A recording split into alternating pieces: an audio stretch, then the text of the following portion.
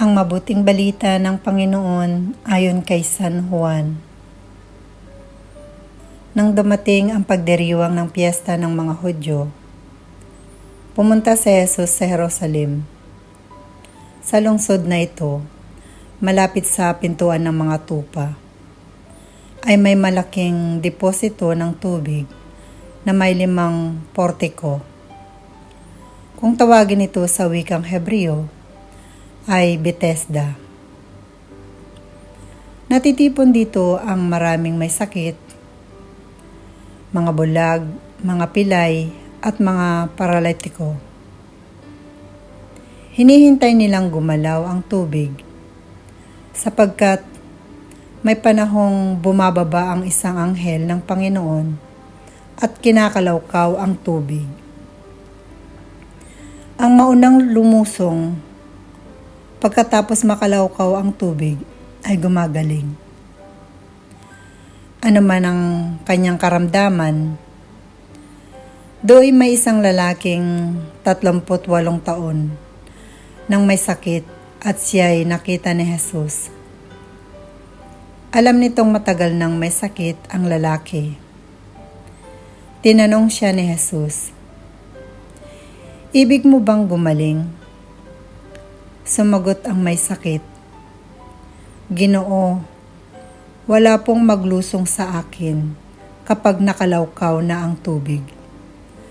Patungo pa lamang ako roon ay may nauna na sa akin." Sinabi sa kanya ni Jesus, "Tumindig ka, dalhin mo ang iyong higaan at lumakad ka." At pagdakay gumaling ang lalaki, dinala ang kanyang higaan at lumakad.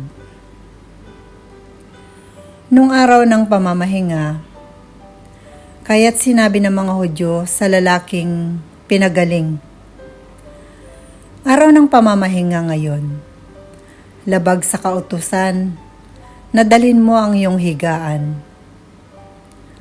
Ngunit sumagot siya, "Ang nagpagaling sa akin ang nagsabing dalhin ko ang aking higaan, at lumakad ako."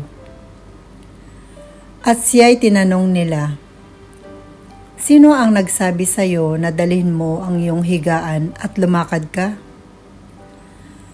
Ngunit hindi nakilala ng lalaki kung sino ang nagpagaling sa kanya, sapagkat nawala na si Jesus sa karamihan ng tao.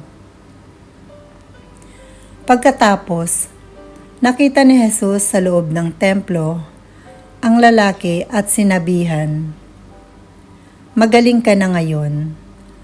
Huwag ka nang magkakasala at baka may mangyari sa iyo na lalo pang masama." Umalis ang lalaki at sinabi sa mga Hudyo na si Jesus ang nagpagaling sa kanya.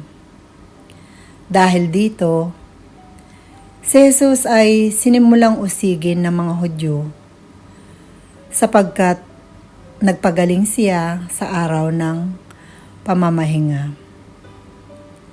Ang mabuting balita ng Panginoon.